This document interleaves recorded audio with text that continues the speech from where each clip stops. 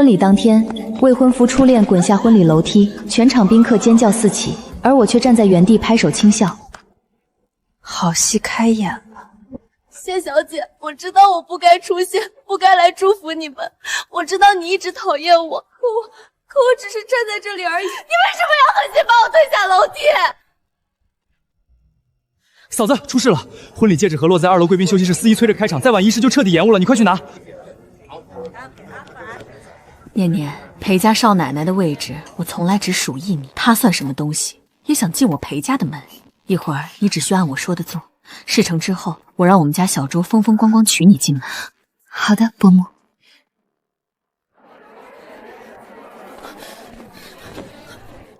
谢婉棠，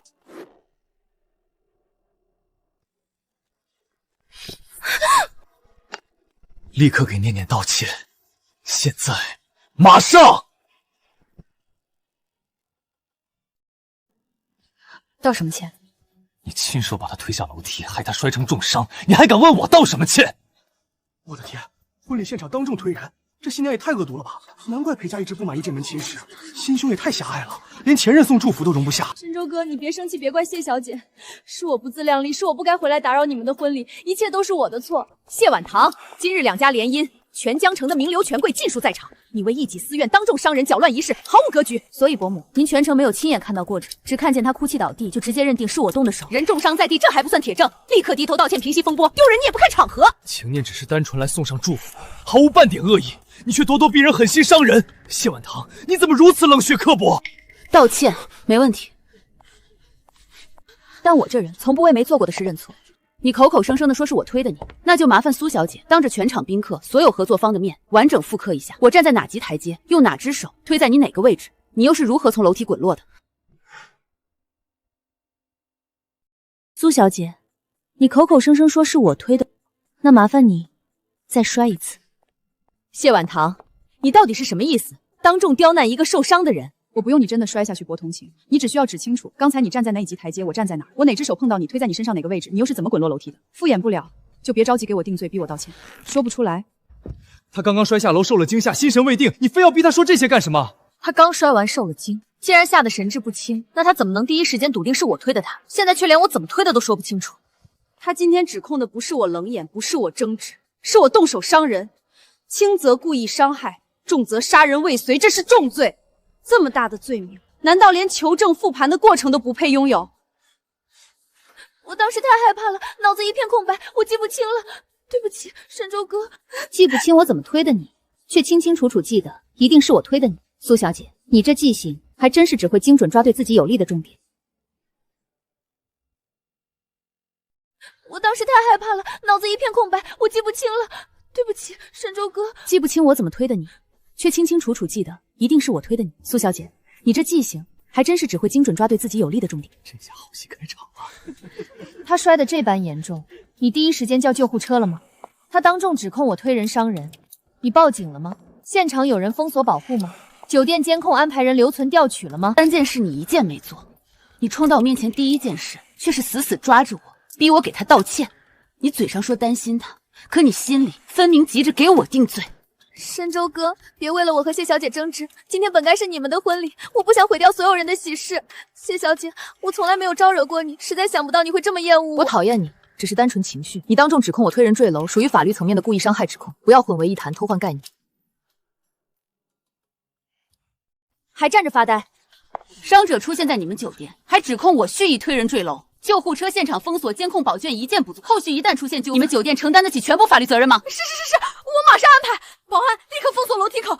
小李2楼贵宾休息室门外，1楼宴会大厅侧门，整层消防楼梯所有出入口监控全部完整封存。你现在拿出手机还打算做什么？非要把事情闹到人尽皆知吗？报警！不可以报警！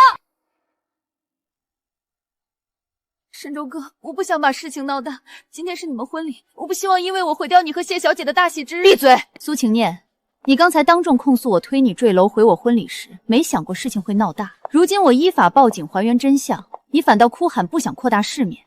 你到底是单纯不想把事情闹大，还是害怕警察到场调取监控，拆穿你的谎话？你现在拿出手机还打算做什么？非要把事情闹到人尽皆知吗？我必须这么做。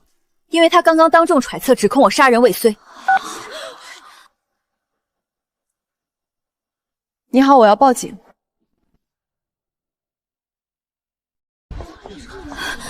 婉棠，怎么了？你没事吧？没事。刚才钟明说戒指盒落在2楼贵宾休息室，让我去拿。钟明？不对啊，我被化妆师叫去补妆前刚对接过流程，根本没人说戒指丢了。裴神州的伴郎，钟明，谁让你来找我拿戒指的？我听裴总助理说的。是你说的？婚礼流程太乱，我可能记错了。那就一起查，看记录说话。人在这里，自称从楼梯摔下，麻烦检查头部和四肢，伤情请按时记录。先让开，不要围太近，保持空气流通。让医护来。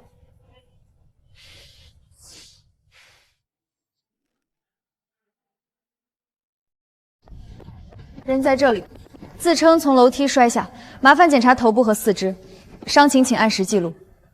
先让开，不要围太近，保持空气流通。让医护来。有没有撞到头？好像撞到了，我头好晕。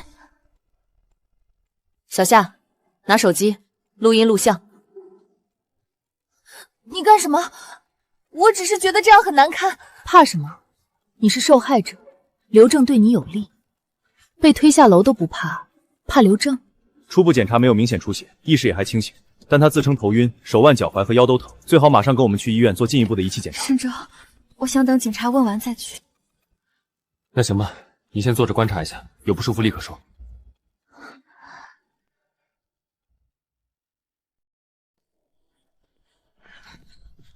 谁报的警？我，谢婉棠。有人指控我推他下楼，我要求现场复盘。是你说他推你？别看他，看警察。刚才你说的挺清楚，现在也当着警察的面说一遍。谢婉棠，请不要打断询问。我当时太害怕了。你当时站在哪里？楼梯上。具体哪一级台阶？我不记得了。他从哪个方向推你？是正面、侧面还是背后？我只记得他突然过来，他应该是从上面过来的。应该？你确定他推了你？我真的很害怕，我不知道。警察同志，他刚才明明很确定的说是我推他。你刚才的说法和现在不一致，确认一下，到底是他推你，还是你害怕时的判断？裴先生，请不要代替当事人回答。小姐，你为什么非要逼我把每个戏都说出来？因为你刚才指认我很清楚，现在警察来了，你开始说不清。你身上有伤，坐在这里，千万不要走动。所以按照苏晴念的说法，我需要在这不到10秒里，穿着这身梵供的婚纱，拿着戒指盒，从2楼下到1楼半平台，靠近他，推他，再让他摔到1楼。那这些高难度动作，受害者应该说得清。你能补充具体过程吗？我当时太慌了，我不记得了。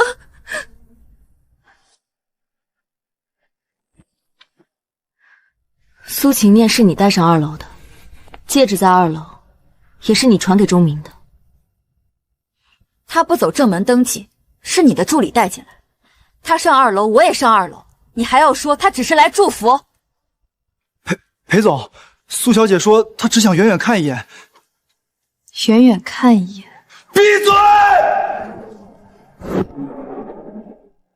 你为什么带他进去？我以为他是裴总朋友。有没有登记？是我求他带我进去的，我只是想亲眼看申州结婚，我真的没有恶意。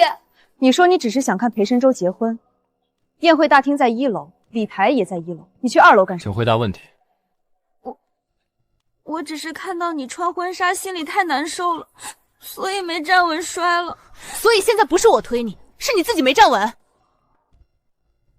当时太乱了，我不知道是不是你碰到了我。麻烦记录。当事人说法再次变化。刚才苏晴念说她刚下飞机，行李丢了，只能临时穿朋友送来的衣服，但她身上这条裙子明显不像临时借来的。你们酒店有高定寄存和礼宾签收服务，麻烦查一下有没有她的签收记录，这能证明她是临时来祝福，还是早就准备好出场。可以配合调取，去查。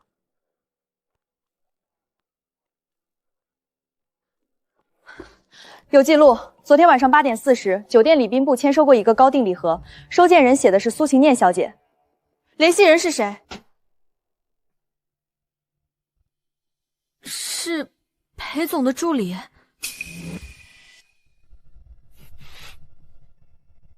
行李今天早上才丢，裙子昨晚就送到了酒店，联系人还是你的人，裴深舟，这也是临时祝福。谢婉清，够了，不够。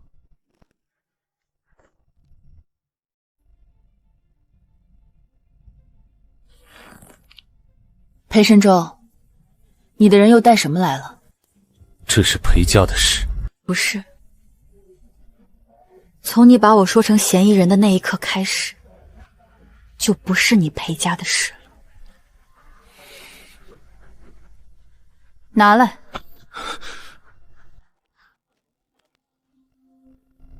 谢婉昭，这是裴家的文件。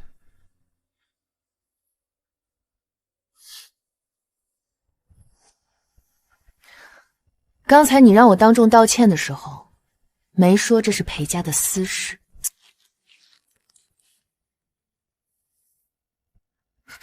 苏晴念刚说我推他，你的人就拿着文件进来。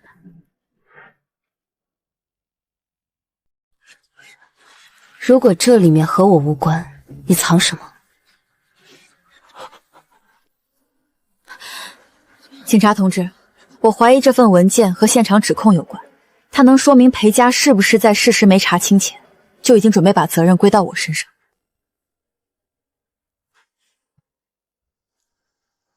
打开吧。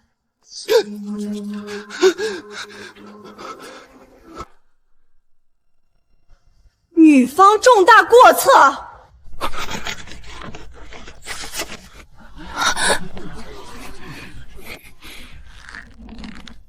苏晴念刚摔下去，你们连我的罪名都打印好了。他摔得突然，你们的文件来的倒是不突然。解释吧。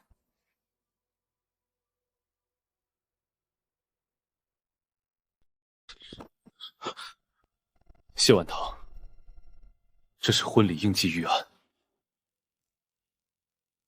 应急什么？今天宾客多，媒体也在，任何突发情况都需要处理方案。所以你的处理方案是，在苏晴念刚摔下楼后，立刻拿出一份写着女方重大过错的文件。谢婉棠，豪门婚礼本来就会准备各类预案，这有什么大惊小怪的？可以，那我看看里面有没有男方重大过错。打开。刚才让谢婉彤道歉的时候，不是挺公开的吗？怎么现在文件一出来就成隐私了？先记录来源，请配合。你可以看，但我保留追究泄露商业内容的权利。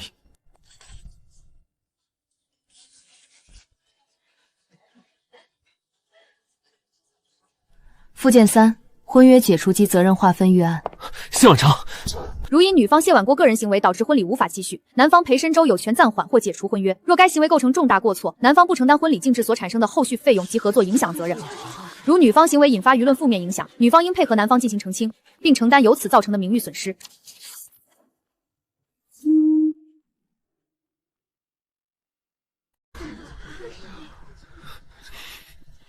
整份预案里没有男方重大过错，只有女方重大过错。今天新娘方负责现场协调，当然要考虑女方可能出现的问题，这有什么好奇怪的？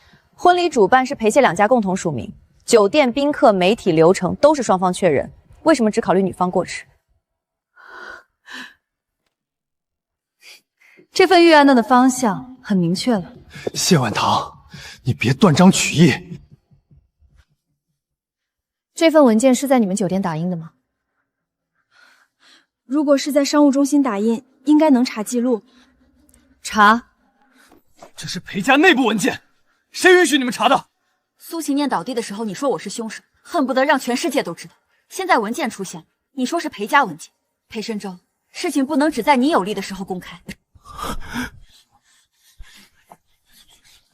查到了，今天上午9点，在酒店商务中心打印过一份同名文件。大家听清楚了，婚礼是11点半开始，也就是说，上午9点的时候，苏秦念还没摔，警察没来，医生没来，我有没有推他根本没人知道。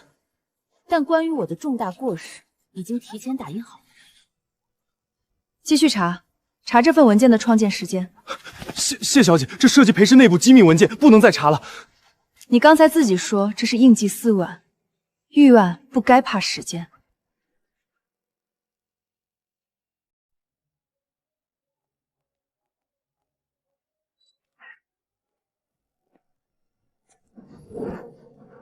你不知道这份文件什么时候准备的，你也不知道苏秦念怎么进来，可每一步都刚好踩在我的底线上。谢小姐，别再逼深州了，是我自己想来的，深州什么都不知道。谢婉堂，你不要把一份应记预案说成阴谋。我没说它是阴谋，我说它出现的太巧。格式条款处连沈裴两家合作中的责任划分都写得明明白白，这不是一个助理能写出来的东西。裴深州，律师在哪儿？你这份文件的律师在哪儿？什么律师？今天裴家有安排单独的会客室吗？有，2楼东侧会议室，登记在裴总名下。谁在里面？去把人叫过来，请相关人员配合说明情况。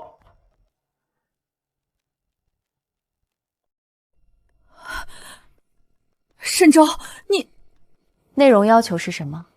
准备一份若婚礼无法继续时的责任划方案。卓律师，你应该比我更清楚，这份文件现在被带到一起现场纠纷里，它不再只是商业文件，它可能证明裴家在事实未明前试图把责任归到我身上。我问你，有没有特别强调女方重大过错？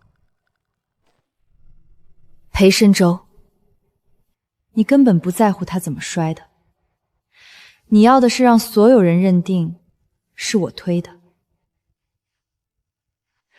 这样婚约解除，责任在我，裴家的损失才能推给谢家。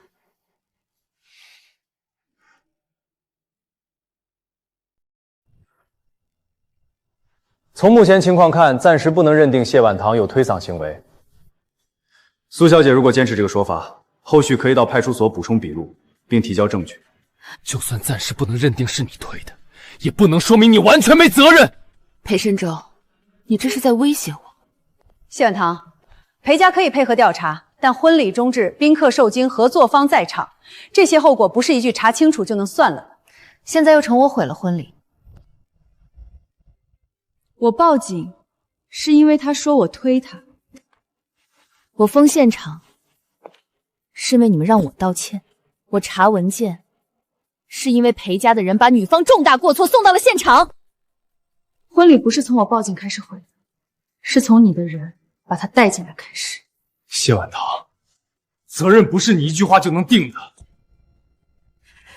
都是你，是你毁了这场婚礼。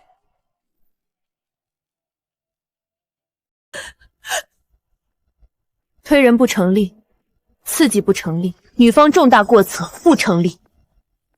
这场婚礼本来就是两家合作的一部分，你们刚才想用这份东西让我承担婚礼终止责任，现在前提站不住了，那就反过来谈。你想在这里谈？就在这里谈。今天已经发生的现场费用，先列一份。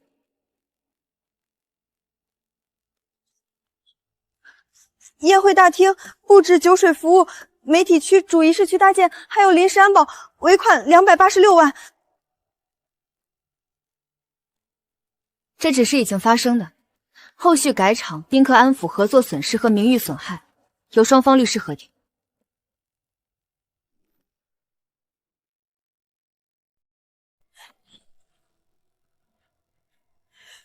这些费用不凭什么都算裴家？因为目前没有证据证明我推人，也没有证据证明我刺激苏秦念，但已经确认是裴家助理把没有登记的人带进了婚礼现场。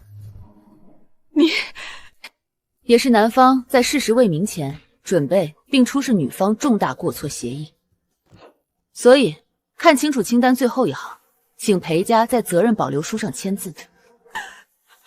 联名项目的终止损失由谢氏法务核算，名誉损坏和公开澄清也写进去。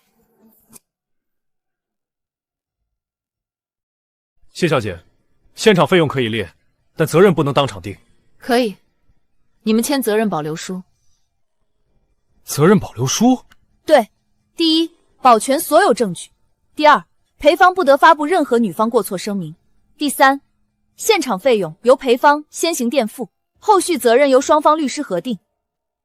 你倒是准备得快，跟你学的。你们昨晚能准备女方重大过产，我今天就能准备责任保留。我已经发给谢氏法务了。谢氏法务先发来一版简化模板，我把文件转给酒店商务中心打印。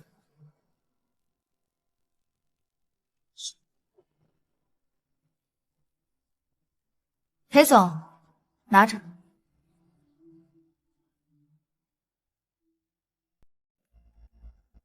卓律师，这能签？责任保留书不等于最终认赔，只是确认现阶段证据保全和声明边界。裴总，不签的话，谢氏可以直接申请证据保全和公开澄清，到时候裴家会更被动。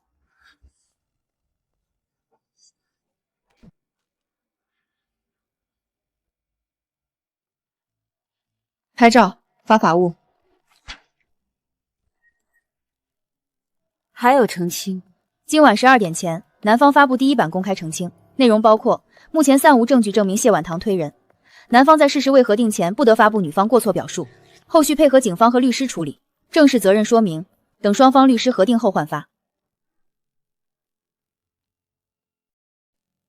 仪式取消，那宴会继续，撤婚纱照，先换电子屏，主背景来不及拆就用幕布遮住，改场费用计入后续费用清单，由双方律师核定。谢婉堂，这是裴家的婚礼现场。怎么？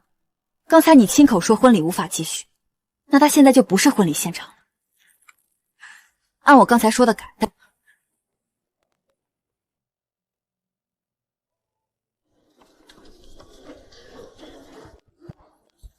按你的意思来。各位，抱歉，婚礼取消，但宴会继续。今天发生了一点意外，警方和律师都会继续处理，谢家也不顺。各位，感谢莅临，今晚没有婚礼，只有合作。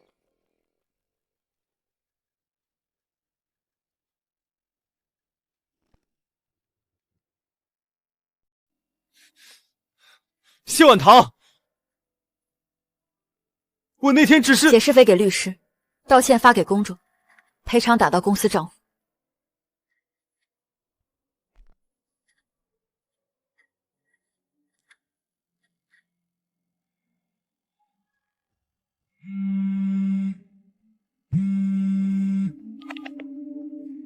哪位？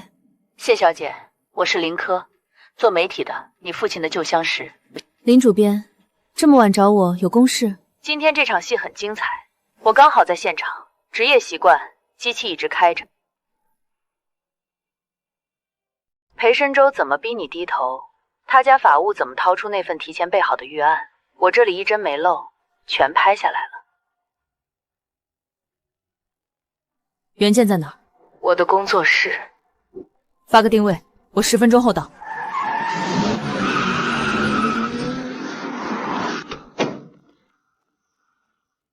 谢小姐，看看成色。婉堂，你先给秦念道个歉，别把事情闹大。这是女方重大过错，解约预案。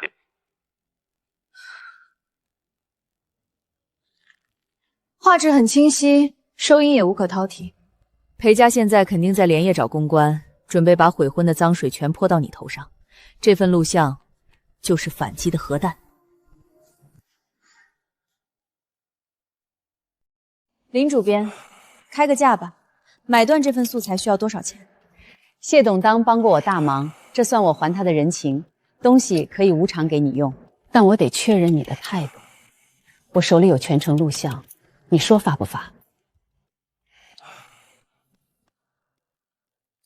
发，但不能全发。怎么说？把苏晴念哭诉的废话全部剪掉，网友没耐心看苦情戏，只留2个重点：第一，裴深州不分青红皂白逼我道歉的嘴脸；第二，卓律师拿出那份提前拟定好的解约预案的特写，够狠，一刀切在裴家的7寸上，没有前因后果的拉扯，全是实锤。按规矩，你得签个字，这视频一旦引爆，裴家肯定会反拍，我得有个免责声明。一切后果谢家都顶，发布吧。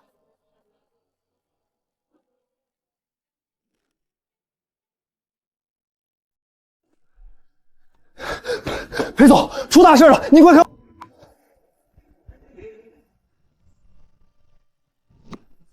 公关部是死人吗？马上花钱把热搜撤下来！撤不掉，视频是林克工作室首发的，全网大 V 都在跟进转发，现在舆论全在骂我们裴家为了悔婚蓄谋陷害谢小姐。马上发律师函，告他们造谣！来不及了，裴总，您看大盘。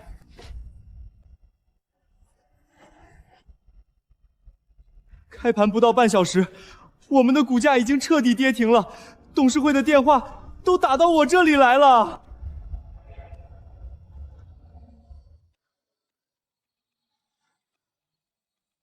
谢婉堂，你真敢把事情做绝！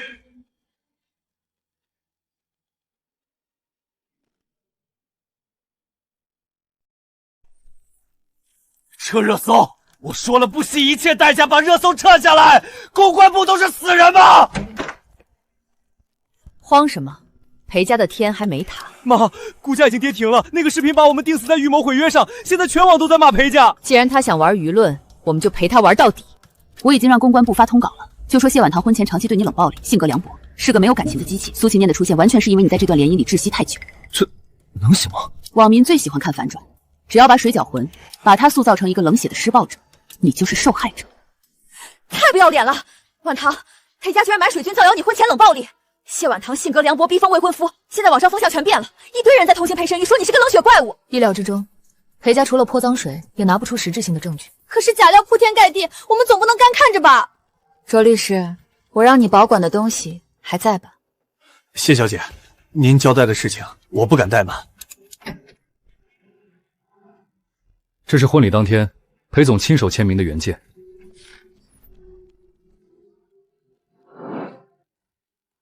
这是裴家想用几篇通稿翻盘，那我就用白纸黑字的铁证，彻底断了他们的退路。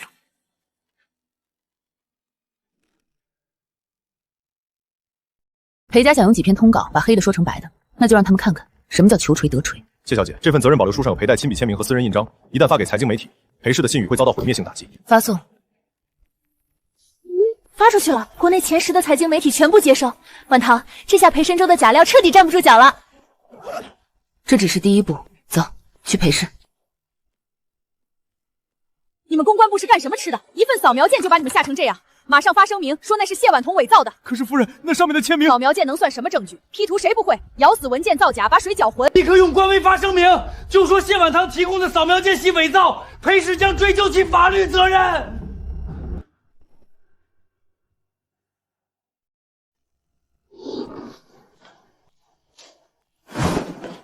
谢婉堂，谁让你进来的？报案呢！听说裴氏公关部说我的文件是 P 的，拿一张假纸来这里虚张声势。谢婉堂，你以为随便找人模仿裴总的签字就能骗过大众？看清楚右下角的防伪水印，这是裴氏法务部专用打印机自带的底层时间差。2023年10月14日晚23时15分，婚礼前夜打印的解约预案，白纸黑字，你还想怎么狡辩？时间签可是做不了假的，裴氏公关部公然造谣，这可是大新闻。这份原件我马上就会交给警方和证监会。你是想替裴深州背上伪证和操纵舆论的黑锅，还是现在就滚蛋？我辞职，这都是裴夫人逼我干的。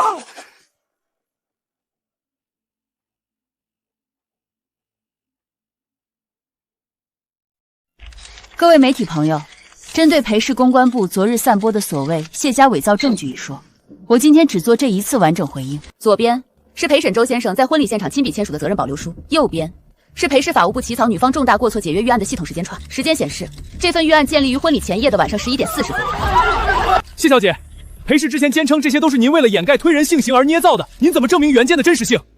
原件已于今晚同步提交给警方与施工证处。另外，向大家通报一个最新消息，就在1小时前，裴氏集团公关总监已经引咎辞职。如果证据是假的，裴家为什么要临阵换将？所以这从头到尾都是裴家为了毁约而设的局。事实胜于雄别，这不是新娘嫉妒推人的闹剧，而是一场蓄谋已久的商业欺诈。谢氏绝不接受任何无中生有的污蔑，说明会到此结束。是裴振洲，裴总在那边。裴总，请问利用旧情人设局毁约，是裴氏的企业文化吗？裴总，谢小姐展示的时间地原件，您怎么解释？您是不是早就计划好要在婚礼上让谢家身败名裂？让开！都给我让开！裴总，请您正面回答，裴氏股价今天已经跌停，你要怎么向股东交代？无可奉告。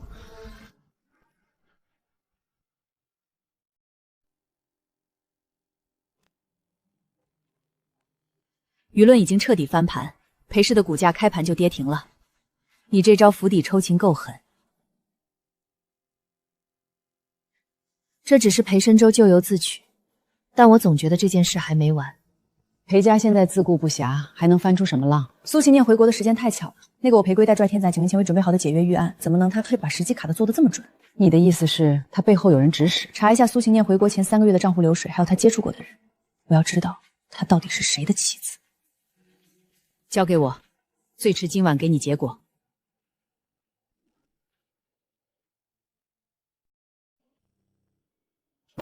你猜的没错，苏秦念根本不是什么痴情前女友。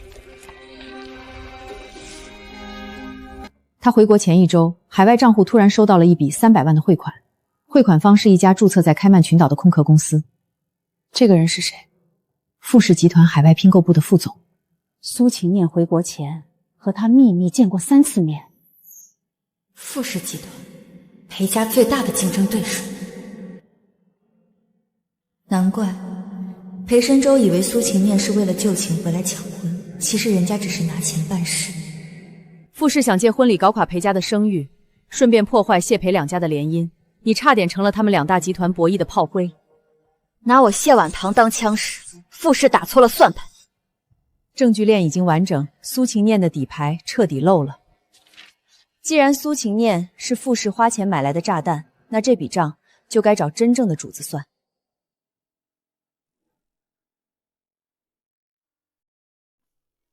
苏秦念和富士高管的资金往来，还有他在婚礼前夜出入富士大楼的监控截图，全在这里。谢总，证据链很完整，您打算怎么做？以谢氏集团的名义，正式向富士发律师函。爱堂定什么？商业间谍，外加不正当竞争，这笔账，富士得买单。一旦定性为商业间谍，富士的法务部绝对会炸锅。他们为了保住集团声誉，唯一的选择就是弃车保帅。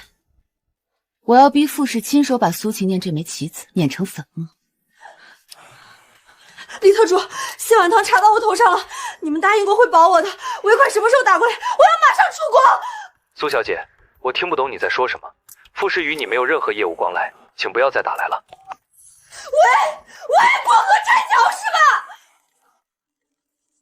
商业鉴别，配合调查，他们要把我送进监狱。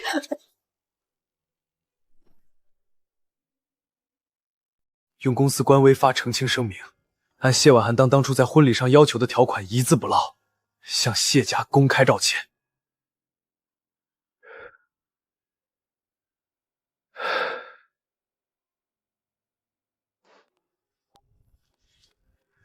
小夏，帮我把这个交给婉堂。哟，这不是高高在上的裴总吗？官微上的道歉声明我看了，怎么现在知道低头了？富士已经退了，苏秦念的事我认栽，我只想见婉堂一面，当面解释清楚。裴收在楼下堵我，非让我把这封求和信交给你。他观摩上倒是认错认得挺快。他以为发个声明，写封信，这局就算翻篇了。那这信怎么处理？直接进碎纸机？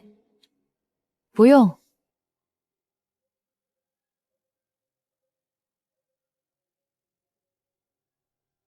原封退回，告诉他，私交已断，公事公办。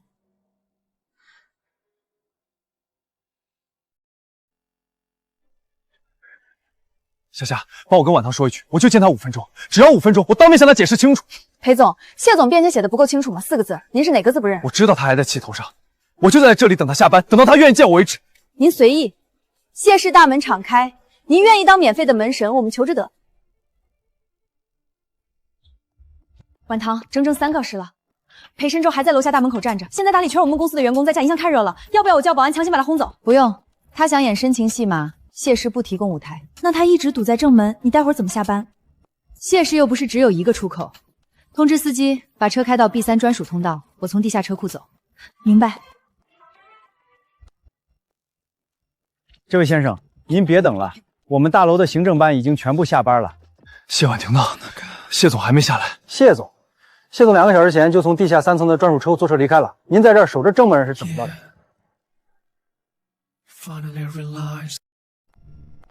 裴夫人，谢总今天行程满了，不见客。你要是为了裴收的事来，请回吧。我看着婉棠长大，来见自家儿媳妇，还需要你一个外人来批准。裴夫人，婚约已经取消了，这里是谢氏集团，只要我一天没点头，他就还是我裴家的人。让开！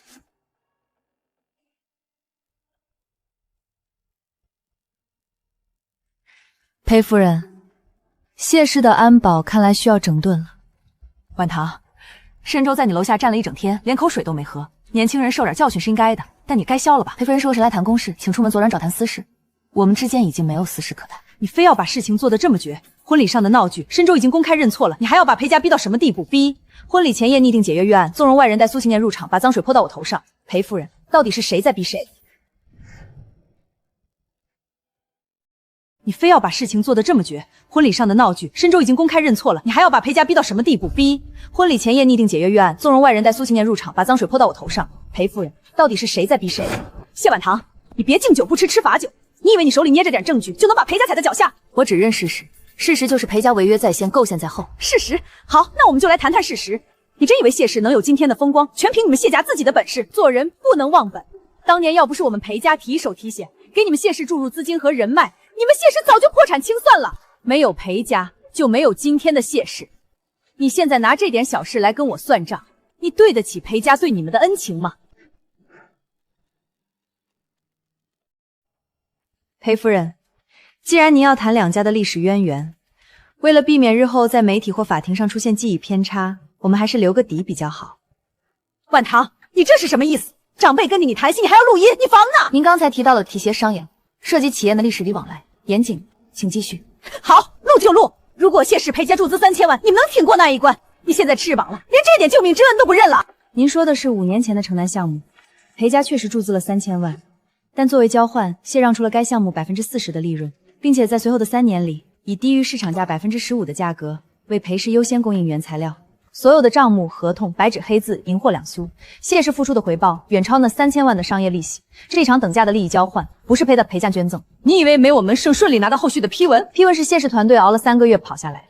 裴家只在最后关头选择了稳赚不赔的投资。如果您今天来是想用一份早就履行的商业合约来掩盖裴州在婚礼上对我、对谢家的蓄谋算计，那您打算盘吧。如果您今天来是想用一份早就履行的商业合约来掩盖裴州在婚礼上对我、对谢家的蓄谋算计，那您打算盘吧。谢婉棠，你太放肆了！你真以为谢家现能跟裴家平起坐了？你别忘了你是个晚辈。在商言商，这里只有央视的代表，恩情压不倒事实，旧账今天清理。你非要把事情做绝吗？你就不怕在这个圈子里身败名裂？您的情绪太激动了，已经失去了基本的商业体面。你这个冷血的机器，你根本不懂什么是感情。我们裴家真是瞎了眼。保安，请裴夫人离开，后续一切解约赔偿走律师程序。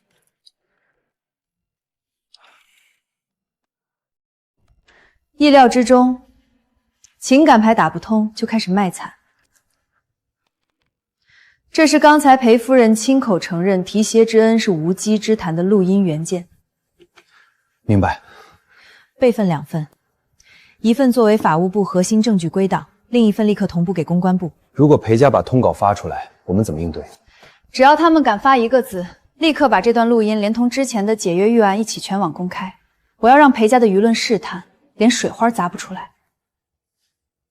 证据链已经彻底闭环，裴家没有任何翻盘的法律空间，我立刻去办。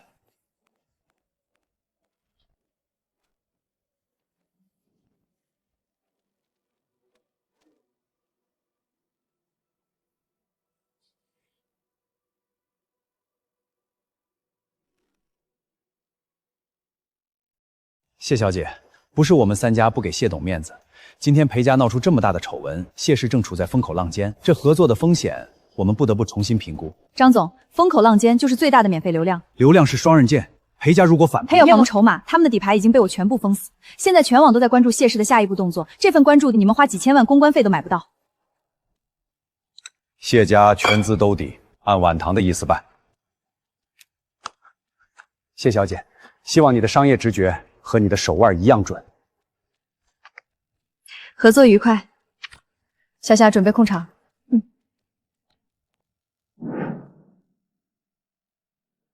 今天我不仅要宣布谢氏与3位头部伙伴的深度合作，更要借此机会发布谢氏的全新赛道晚唐计划。这是一个专属女性体者个资金，我们提供顶级的法务与公关支持。我要让所有被偏见、被低估的女性知道，反击的最好方式就是建立属于自己的商业帝国。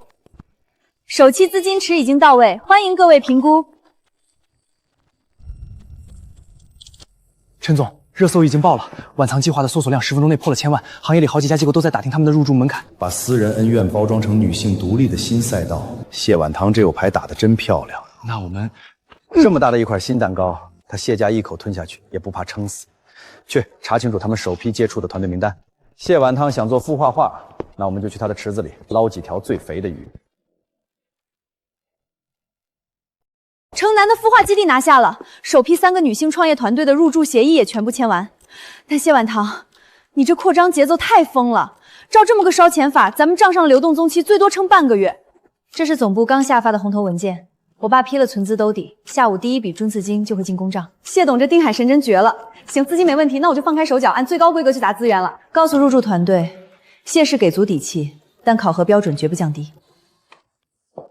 对了，有个小情况。刚才采购部老刘跟我抱怨说，这2天总有几家查不底细的匿名资本在私下核心供应商，借接触供应商。问什么？问得很细，连料竞价排期和违约金条款都在套话。你说会不会是裴家或者傅氏那边想暗中使绊子？裴神州现在忙着应付舆论，傅氏刚切割完苏秦面，不会再在这个风口浪尖捉懂吃老实。那这是晚唐计划动静太大，引来行业里的资本做尽职查很正常。让法务部重申一遍保密协议，不用过度反应。当务之急是把第一批产品线推上线。对了，有个小情况，刚才采购部老刘跟我抱怨说，这2天总有几家查不底细的匿名资本在私下核心供应商，借接触供应商。问什么？问得很细，连料竞价排期和违约金条款都在套话。你说会不会是裴家或者傅氏那边想暗中使绊子？裴神州现在忙着应付舆论，傅氏刚切割完苏秦面，不会再在这个风口浪尖捉懂吃老实。那这是晚唐计划动静太大，引来行业里的资本做尽职查很正常。让法务部重申一遍保密协议，不用过度反应。当务之急是把第一批产品线推上线。明白，我这就去办。老板，底细摸透了。谢晚腾的扩张计划全靠谢氏总部的资金盘撑着，步子迈得极大。是他现在的注意力全在前端孵化上，根本没察觉到后方的异常。我已经按您的吩咐，绕开谢氏的视线，直接锁定了他们最大的原料供应商。第一步棋已经落下了。出大事了！恒亚材料被人连夜举牌，控股权一手了。谁干的？一家叫景行资本的海外私募基金，溢价4%，40%，一夜之间扫清了市面上的散户，直接拿下了绝对控股权，查不到任何背景。陆景行，这根本不是正常的商业投资，这是冲着晚唐计划来的。立刻到1号会议室开会。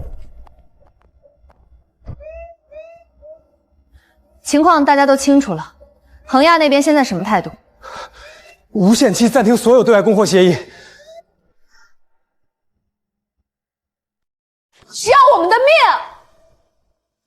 违约金条款怎么执行的？按合同最标准3倍赔偿，违约金半小时前已经全额打进我们公账了。他们根本不在乎钱。这个陆景行到底想干什么？你们看他的出手时机，他选在这个节点切断原料命脉。出手太准了，原料库里的存货只够维持3天，3天后生产线就得全面停工。一旦停工，前期投入的几十亿就全打水漂了。库存还能撑多久？最多3天。陆景行那边卡死了所有出货渠道，连违约金都准备好了，摆明了要拖死我们。马上启动 B 计划，联系城南的备用供应商。城南家产能只有原来的1/3，而且高出20%，硬顶的话利润会被大幅压缩。利润可以以后再赚。晚桑计划的交付期1天都不能延，按最高优先检给他们打预付孔，马上开工。明白，我这就去办。等等，查一下陆景行这次收购的资金盘，他动作太快，不符合他一贯的投资风格。查出来了，这笔收购案简直离谱。陆景行是以溢价40%的价格强行收购的，按照我们供应商目前的盈利率，他这笔投资至少要5年才能回本。5年？陆景行是做短线资本运作起家的，他从来不碰回本周期超过2年的项目。对啊，而且为了凑齐这笔收购款，他还抵押手里2个优质资产，这根本不是综艺，这是在玩命狙击我们。杀敌1000，自损800，这不符合商业逻辑。除非他根本不在乎这笔钱亏不亏，或者说亏的根本不是他的钱。晚唐，你看这里，陆景行收购前3天，他的海外账户有3笔大额资金转入，这3笔钱经过了多层离岸公司洗白，最后才汇入他的收购账户，他自己的资金只占了不到30%。也就是说，有人在背后给他递刀子，会是谁？裴家还是陈总？裴家现在自顾不暇，陈总没这个财力。陆景行到底是个纯粹的疯狗对手，还是被谁推到台前的棋子？陆景行吃下我们核心供应商的动作太快，资金量也超出了他公司的常规流水。卓律师，穿透这笔收购资金的底层架构。谢总，这笔钱的路径非常绕，经过了3层海外离岸公司的壳，还用了交叉持股来掩盖实际控制人。搞这么复杂的代持结构，摆明了是做贼心虚，专门冲着我们来的。再严密的伪装也会留痕。卓律师，不要管中间的壳，直接查最后一层 LP 的资金汇入账户。找到了，资金的最终源头指向国内一家名为星芒的私募股权基金。星芒这家基金在业内极其低调，几乎没有公开的宣发。晚唐，你看他们的投资白皮书，这是一家专门针对女性消费与生活方式的产业基金，和我们的晚长计划赛道完全重合。谢总，这就解释得通了。陆景行只是个被推到台前的白手套，幕后这家基金不仅要断我们的供应链，还要在同一个赛道上把棒彻底绞杀。太阴险了，他们在暗处放冷箭，我们连对手是谁都没摸透，这样怎么打？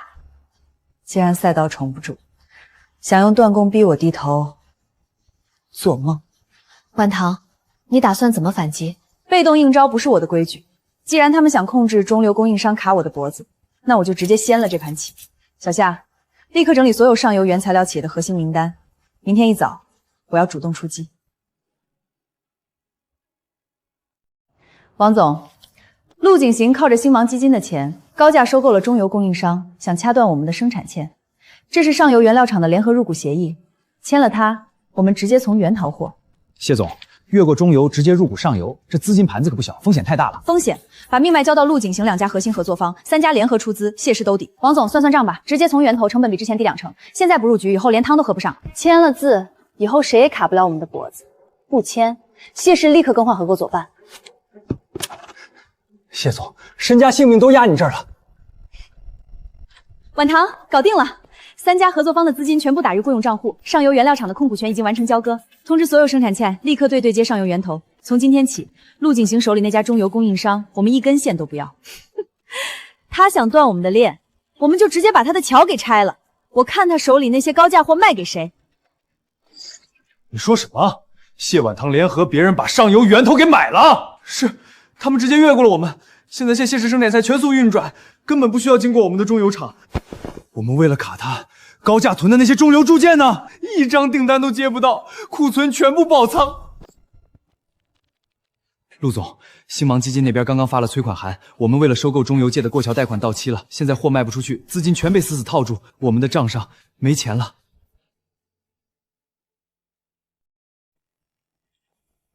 谢总主动约我，看来周断供的滋味不好受。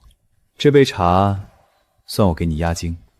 陆总还有闲心喝茶，我以为你现在应该在银行门口排队求展期。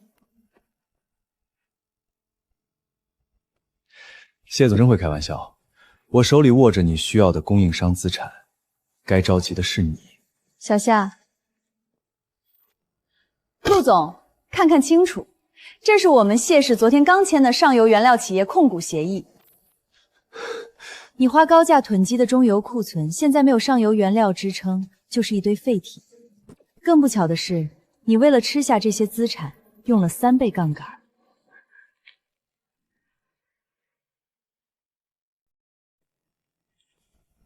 谢总主动约我，看来粥断供的滋味不好受。这杯茶，算我给你压惊。陆总还有闲心喝茶，我以为你现在应该在银行门口排队求展期。谢总真会开玩笑，我手里握着你需要的供应商资产，该着急的是你。小夏，陆总，看看清楚，这是我们谢氏昨天刚签的上游原料企业控股协议。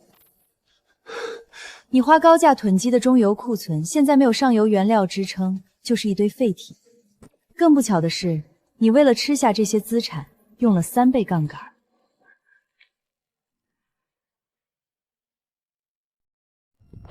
谢总，明天一早我就把新架构落实下去。周建明留下的烂摊子，3天内全部清盘。按规矩办，不用留情面。裴总，大半夜堵在谢氏楼下，又想玩什么把戏？婉堂，我需要跟你单独谈谈，5分钟。谢氏和裴氏的公事，请在工作时间预约我的助理。私事，我们之间没有。是关于周建明的事，我知道你今天刚处理了他。谢氏清理门户，裴总的消息倒是灵通。裴沈舟，你再动手动脚，我报警了！小夏，你先回去。可是，去开车。你以为周建明只是单纯的贪心，把谢氏数据卖给竞品？事情没那么简单。裴总大半夜跑来，就是为了歌颂谢氏前员工的背调报告。这里面是周建明近3个月的海外账户流水，还有他和一个虚拟号码的加密通话记录，我亲自带人查的。你私下调查谢氏的人，裴沈舟，你越界了。我是在帮你，你刚接手新团队，根本不知道水有多深。周建明背后有人指使，他们是冲垮谢氏来。冲着谢氏来的人多了，但能让你裴大少爷这么紧张，甚至亲自跑来邀功的，恐怕不是一般人吧？我不是来邀功的，我是来向你证明，我绝对不会在背后捅你刀头。那就直说，周建明背后到底是谁？内鬼是被我们裴家某高管私下收买的，与我无关。资金链是从裴氏海外账户走的，经手人是我二叔。IP 地址和转账时间确实对得上，证据无误。我没有在背后捅你刀头。出去说。这份证据帮我省了很多麻烦，谢谢。既然误会打开了，我们是不是可以坐下来好好谈谈？婚礼的事，还有后来的事，我都可以补偿。这份证据只是证明了这次的内鬼事件与你无关，还了你一个清白，但它改变不了任何事。你非要这么绝情？婚礼上的算计是真的，你为了苏念逼我认错是真的，裴家提前拟定好的解约合同也是真的。一码归一码，公事上我承你这个人情，但私下里我们早就结束了，没有任何复合的可能。我只是想弥补。最好的弥补就是以后除了公事，不要再出现在我面前。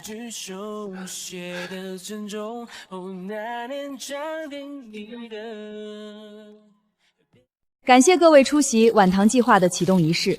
在座人或许还在好奇，谢氏为什么要在此时推出这样一个完全独立运作的新项目？因为我刚刚经历了一场死局，有人试图用一场精心策划的闹剧，将我困一份自认停定解约案，剥夺谢氏的底牌。他们以为只要摧毁了一个女人的和婚姻，就能顺理成章地吞并她的价值。但他们算错了一点，我谢晚唐从不接受别人制定的规则。晚唐计划的核心就是重塑规则，我们将打破原有的供应链壁垒，建立绝对透明、不可篡改的合作机制，补底牌交给自己才是唯一的出路。晚唐计划正式启动。晚唐发布会圆满结束，各大媒体头条全是我们，新忙期间已经乱成一锅粥了，手里一项资金超出了我们的预期3倍。意料之中，资本只看重实力，不看重眼泪。真不敢相信，几个月前我们还在那个所有人的指责和逼迫，那时候我真的以为天都要塌了，天塌下来就自己撑回去。现在你已经是这座城市真正的执旗者了，我下去订后续的合同。我曾以为婚礼是终点，后来发现那不过是一个出口。